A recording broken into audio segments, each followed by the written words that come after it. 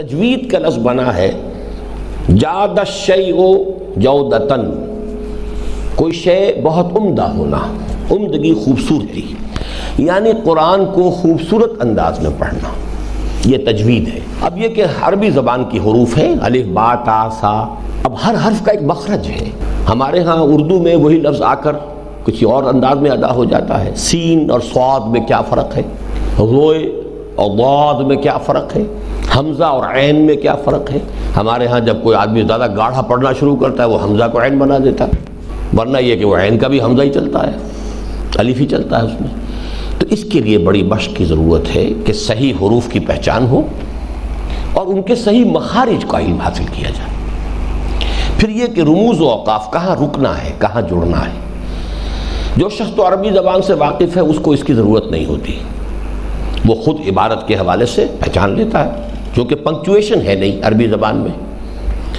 اس لیے آپ کو معلوم ہے کہ اب ایک ہی جملہ ہے، روکو مت جانے دو، روکو مت جانے دو، حروف تو تین وہی ہیں، مفہوم زمین و آسمان کا فرق ہو گیا تھوڑے سے وقفے کے لیے۔ تو اب یہ جو ہمارے ہاں انگریزی میں یا اور زبانوں کے اندر کچھ کوما لگ گیا، کچھ اور ہو گیا، کوئی پنکچویشن ہو گئی، عربی میں ہے نہیں، تو اس کے لیے جو تو صاحب زبان ہے وہ خود سمجھتا ہے، اور ہم لوگوں کے لیے پھر یہ رموز و اوقاف بنائے گئے ہیں، تو اس حوالے سے ان کا بھی صحیح علم ہونا چاہیے۔ ہمارے ہاں پھر اب جب وہ فن بن گیا اور فن کے اندر پھر باریکیاں اور پھر اس میں حسن قرات کے مقابلے، یہ ساری چیزیں جو ہے یہ غلو ہے، یہ در حقیقت اس میں تو پھر ایگزیبیشنزم آ جاتا ہے، مظاہرہ آتا ہے، یہ چیزیں جو ہے دین کے اندر پسندیدہ نہیں ہیں۔ ایک حرف تو ایسا ہے جس کے بارے میں ہمیں مان لینا پڑے گا کہ ہم اسے صحیح ادا نہیں کر سکتے، وہ ضاد ہے۔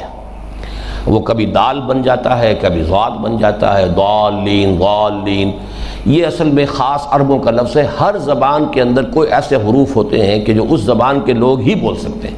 اسی طرح ضاد ہے، الناطقین بالضاد، یہ عربوں کو کہا گیا ہے کہ ضاد بولنے والے وہی ہیں۔